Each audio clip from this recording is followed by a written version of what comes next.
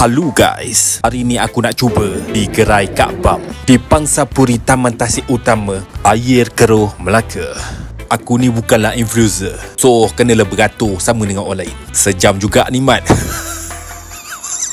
Jadi aku pergi pun tak ada partner, seorang pun jadilah. Halah sedihnya. So sekarang sudah sampai ke turn aku. Jadi inilah set dan menu-menu dia.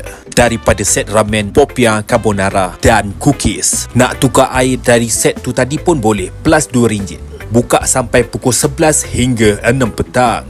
Hari Sabtu dan Ahad sahaja guys. So pergi seorang ni tak ada partner, aku cuba salah satu je lah. Aku pilih set ramen guys. Itu dia aku punya. Dalam set ramen ni je bagi limau asam boy jelly. RM15 sahaja guys. Murah kan?